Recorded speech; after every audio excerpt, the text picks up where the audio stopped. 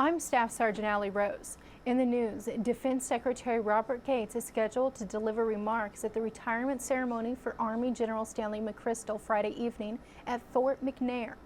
General McChrystal resigned June 23rd after controversial remarks attributed to him and his staff appeared in Rolling Stone magazine. The general later released a written statement expressing support for President Obama's Afghanistan policy. Secretary of Defense Robert Gates and Chairman of the Joint Chiefs of Staff Admiral Mike Mullen said they believe the situation was handled correctly. Thursday, Secretary Gates visited Jakarta, where he announced the U.S. is dropping a more than decade-old ban on military ties with the Indonesian Special Forces. After a meeting with the Indonesian president, the secretary announced the ties would resume after the country took steps requested by Washington, including the removal of convicted human rights violators from military ranks.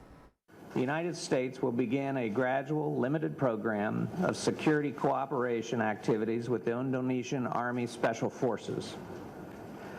I noted to the President that these initial steps will take place within the limits of U.S. law and do not signal any lessening of the importance we place on human rights and accountability. For now, the decision reestablishes contacts only between the U.S. military and the Indonesian Special Forces. Senior U.S. military leaders got together Friday to address hundreds of people at the 12th annual conference for the Military Child Education Coalition. Among those who spoke, General James Conway, Commandant of the Marine Corps. He said the wars in Iraq and Afghanistan have had a negative impact on military children.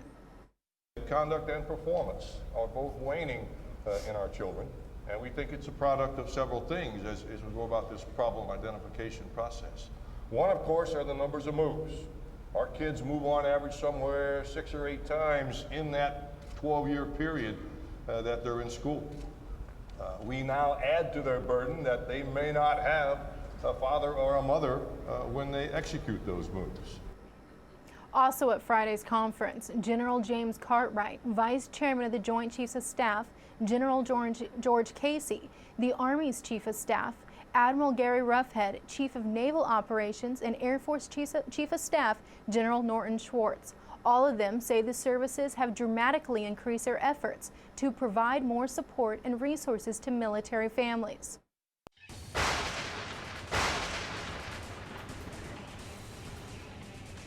Tropical Storm Bonnie is bearing down on the Gulf of Mexico, and Coast Guard officials are preparing for strong winds and heavy seas.